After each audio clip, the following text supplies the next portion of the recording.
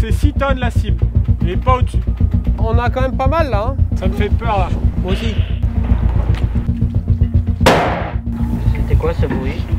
Enlève un tout. Ça, mais on va jamais y arriver quoi. Non.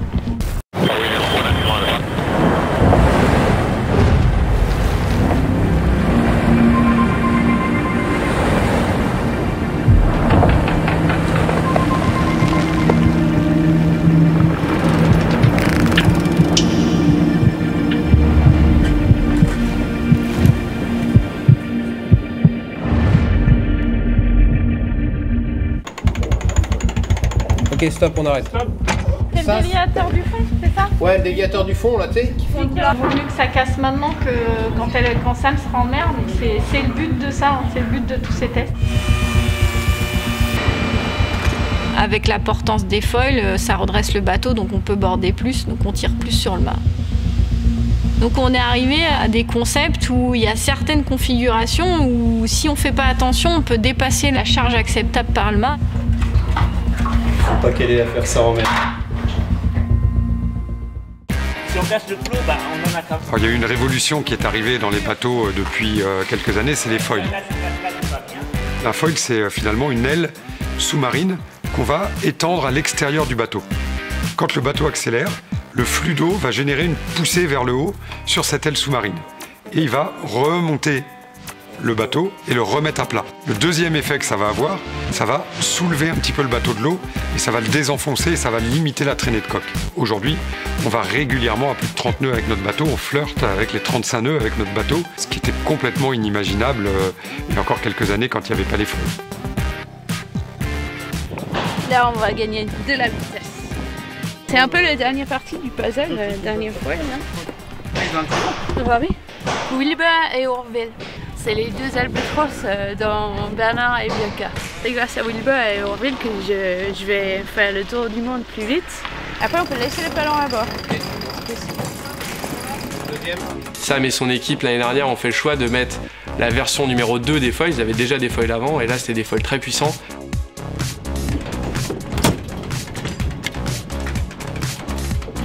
De mettre des foils sur un bateau d'ancienne génération, c'est assez complexe parce que finalement, il n'a pas été dessiné pour ça à la base. Et là, l'année dernière, l'équipe Initiative Cœur a modifié pour la version numéro 2, donc des foils plus grands, donc plus de contraintes sur le bateau. Et le bateau a été encore renforcé et les performances sont vraiment beaucoup plus importantes. Stop, David. Maintenant, pour faire dans les 5 premiers, il n'y a plus le choix, il faut des foils. Là, c'est pas mal comme ça. Les foils ont pris beaucoup d'envergure, je pense qu'on est allé bien loin déjà. Je crois que ce Vendée Globe, tel qu'il est défini dans la jauge 2020, permettra d'en tirer les conséquences.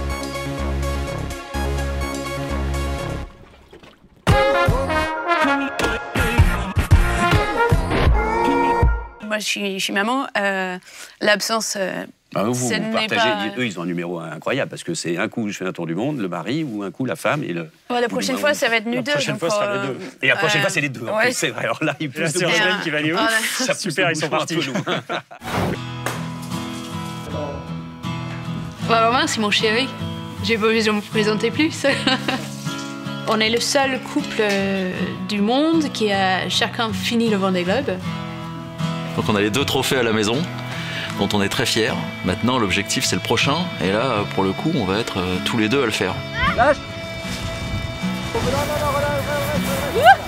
Un peu difficile comme situation parce qu'en course, quand elle est devant, bon, bah, je me dis, j'aimerais bien être aussi un peu plus devant. Puis quand elle est derrière, je me dis, merde, si elle est derrière, c'est qu'il y a un problème. Aujourd'hui, on sait qu'il faut qu'on s'entraide pour être tous les deux le meilleur possible. Et puis après, franchement, si on fait 1 et 2 et que je fais 2e, je signe tout de suite. Oui, et toi? Salut Tony. Ouais, enfin. Depuis super longtemps. Voilà les Hey, tu vas voler là. Sam, c'est quelqu'un qui est ingénieur, qui est scientifique. Elle a un enthousiasme communicatif. Merci, Catherine. Avant de partir, je veux bien faire un petit brief sur le ponton. Elle est très positive, elle embarque l'équipe.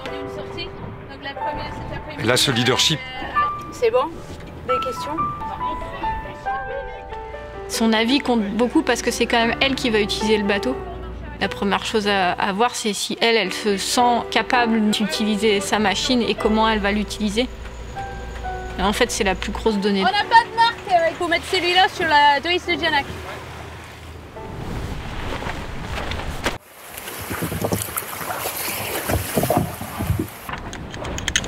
Ok. On a une Merde. solution. On est emmerdé dans les deux. Attends, est-ce que j'ai pas la... Ah, zut. En fait, j'ai un problème de douille sur l'A3. Sur l'A3, il manque les douilles. Je suis très présent sur le bateau en navigation pendant les périodes d'entraînement parce que justement, j'emmagasine toutes les informations du skipper en direct, je note tout et je retransmets ça à l'équipe. Ouais.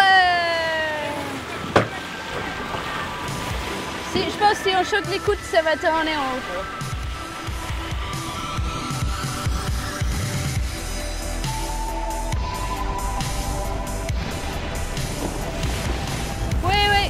Du coup, on va tourner le mât. Il va falloir transférer les coudes de grand voile.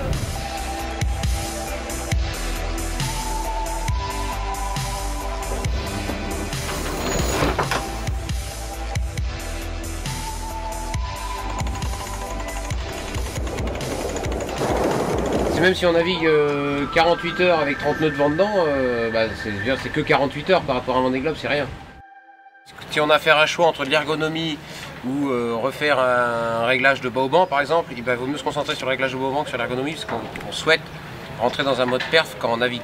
J'ai deux missions, j'ai la mission performance, compétition, partager mon aventure. Il y a la compétition, ok, on fait en sorte que vous ayez un bateau performant, fiable. Mais j'ai une deuxième mission. On ne va pas tout concéder à la performance, quoi. C'est courir oui, mais courir utile.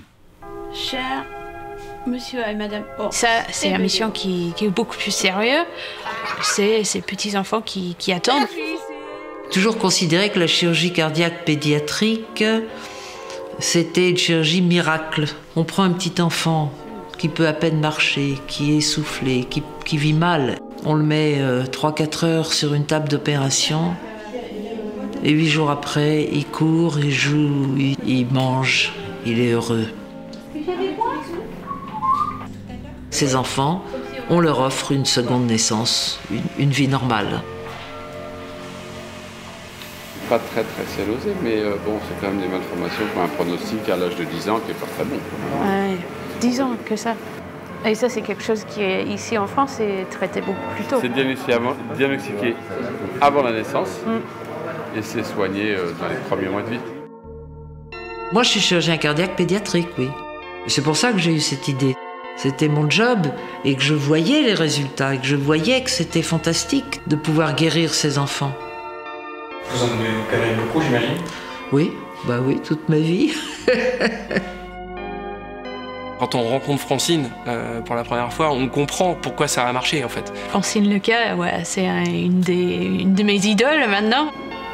Pour réparer, habituellement, c'est en cousant ce qu'on appelle des pièces à l'intérieur du cœur pour faire que le sang passe ou ne passe pas dans telle direction. Je dis c'est de la plomberie parce qu'il faut que les tuyaux qui arrivent au cœur et qui partent du cœur soient bien placés. Ouais, c'est impressionnant toute cette technologie moderne et je comprends bien qu'il y a certains pays où ça n'existe pas encore. Pendant qu'on l'arrête, il faut bien que la vie perdure. Donc il faut une machine, c'est la circulation extracorporelle, le cœur-poumon artificiel.